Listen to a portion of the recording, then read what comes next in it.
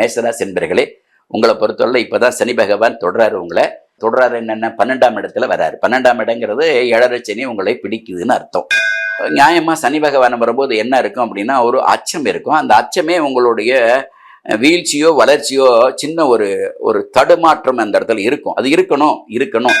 ஆகினால பயத்தை நீங்க தவிர்த்தீங்கன்னா உங்களுக்கு அந்த மாதிரியான நெகட்டிவிட்டிஸ் கண்டிப்பாக. அப்ப மேசராசி என்பவர்களுக்கு 12ஆம் இடத்துல விரயத்துல வரும்போது கம்ப்ளீட்டாவே 7.5 சனி பிடிக்கும் போது பயந்துக்கிட்டு வீட்டுக்குள்ள உட்கார முடியாது. யதார்த்தமா எல்லா வேலைகளையும் எப்போதும் பண்ணிக்கிட்டு தான் இருக்கணும். அதுல கொஞ்சம் அப்ஸ் அண்ட் டவுன் இருக்கும். அந்த அப்ஸ் அண்ட் டவுனை நம்ம எதிர்கொள்ள வேண்டிய கட்டாயம் இருக்கும். இதுதான் உண்மை. இன்ட்ராக்ஷன் அப்படின்னு சொல்லக்கூடிய சின்ன சின்ன டிஃபிகல்டிஸ் அவங்க ஃபேஸ் பண்ண வேண்டிய கட்டாயம் இருக்கும். இவங்க ஒன்று சொல்லுவாங்க, அவங்க ஒன்று புரிஞ்சுப்பாங்க. இட் இஸ் ஆல்சோ விரயம். தொழில் முடக்கம் ஆயிடும், பணபரவு இருக்காது, ஆரோக்கியம் இருக்காது. இப்படி நெகட்டிவிட்டியா பேசுறத முதல்ல தவிர்க்கணும்.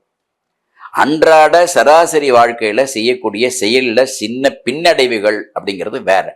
இங்கேருந்து போகும்பொழுது ஒரு மறந்துட்டு திரும்ப வீட்டுக்கு வரோம். போகும்போது சில வாகனங்கள்ல சில அசௌக்கியங்கள் நடக்கும். அதனால நமக்கு எந்த விதமான குறைபாடு இதெல்லாம் நடந்தாதான் அந்த 7.5 சனி நம்மளை பிடிச்சிருக்குன்னு அர்த்தம். விழிப்புணர்வுகளா இருக்க வேண்டிய கட்டாயம் இருக்கு. விழிப்புணர்வுகள் வேறு, அச்சம் வேறு. அச்சம் என்பது முடங்குவது, விழிப்புணர்வு என்பது அதை எதிர்கொள்வது.